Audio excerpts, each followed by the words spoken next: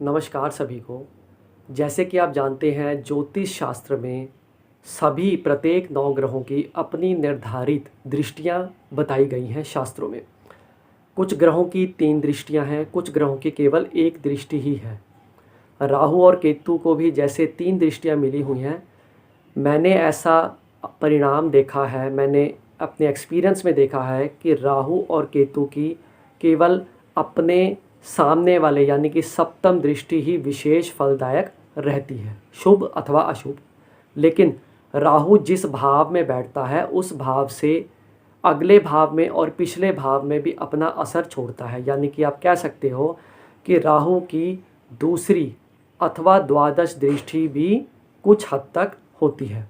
दशम भाव में लगन कुंडली के यदि कोई भी ग्रह बैठा हो, D1 चार्ट के दशम भाव में 10th हाउस में यदि कोई भी ग्रह बैठा हो, उस ग्रह की यदि दृष्टि किसी भी रूप से प्रथम भाव पर ना पड़ रही हो, यदि मंगल ग्रह को छोड़ दिया जाए तो बाकी जिस भी ग्रह को आप दशम भाव में बिठाओगे उस भाव की दृष्टि प्रथम भाव यानी कि लगन पर नहीं पड़ेगी। लेकिन दशम भाव में बैठा ग्रह प्रथम भाव पर अपना संपूर्ण असर छोड़ता है। बिना दृष्टि पड़े भी दशम भाव में बैठे ग्रह का असर व्यक्ति के मानसिक और शारीरिक पूरी संरचना पर अवश्य पड़ता है। यदि दशम भाव में कम से कम 2 शुभ ग्रह हों या फिर दशम भाव में लग्नेश के साथ चंद्रमा जिस राशि में बैठा है आपकी लगन कुंडली में, उस राशि का स्वामी दोनों एक साथ दशम भाव में बैठे हों, ऐसी अवस्था में व्यक्ति को देर सवेर सही लेकिन नेम फेम सक्सेस की प्राप्ति हो जाया करती है। यदि नवम भाव का स्वामी कमज़ोर है और ऐसी अवस्था में दशम भाव में 2 शुभ ग्रह बैठे हैं, ऐसी अवस्था में प्रयत्न ज़्यादा करने की आवश्यकता है लेकिन नेम फेम और सक्सेस मिलने का चांस बढ़ जाता है।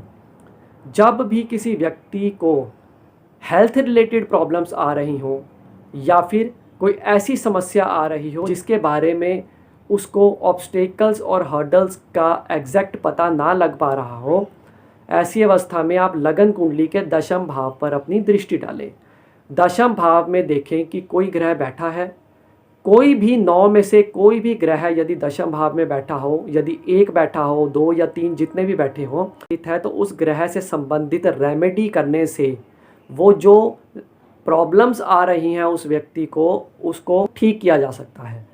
ये आपको देखना पड़ेगा कि रेमेडीज़ किस प्रकार की आपको करनी पड़ेंगी। क्या दशम भाव में बैठे ग्रह को मजबूत करना है या उसको कमज़ोर करना है। ये चीज़ों के लिए बाकी सभी 9 ग्रहों को भी देखना बहुत ज़रूरी है। ग्रह किस डिग्री का बैठा है, लगन किस राशि का है, नवमाश कुंडली और भावचलित कुंडली इत्यादि चीज़ों को देखने के बाद ही ये निर्धारित संपूर्ण रूप से किया जा सकता है कि कौन सा विशेष रेमेडी व्यक्ति को सूट करेगी। लेकिन आप मोटा मोटा समझ लीजिए कि दशम भाव में यदि कोई भी ग्रह बैठा है, यदि 1 से ज़्यादा ग्रह बैठे हैं, तो आप ये देखिए कि जो ग्रह आपकी लगन कुंडली में कारक है, दोनों में से कोई एक कारक होगा। यदि दोनों कारक हैं तो देखिए कौन सा ज़्यादा बल लेकर बैठा है, फिर उस ग्रह की रेमेडीज़ आप करें।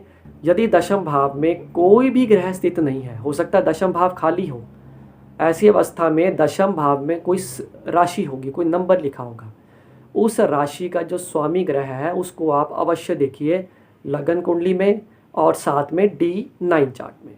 यदि आपको लग रहा है कि वो ग्रह दोनों चार्ट्स में D1 और D9 चार्ट में स्ट्रॉन्ग अवस्था में है लेकिन वो किसी कारणवश कमज़ोर हो रहा है, बैठा अच्छे भाव में है लेकिन किसी कारणवश वो कमज़ोर हो गया है, ऐसी अवस्था में उस ग्रह का स्टोन डालने से आपको असेंडेंट की यानी कि प्रथम भाव की यानी कि आपको जो ऑब्स्टेकल्स हर्डल्स का सामना करना पड़ रहा है उसमें कमी अवश्य आनी शुरू हो जाएगी। यदि आज की जानकारी आपको ज्ञानवर्धक लगी हो तो लाइक और शेयर ज़रूर कीजिएगा। ज्योतिष में यदि आपको रुचि है तो आप मेरे इस चैनल को सब्सक्राइब भी कर सकते हैं। धन्यवाद।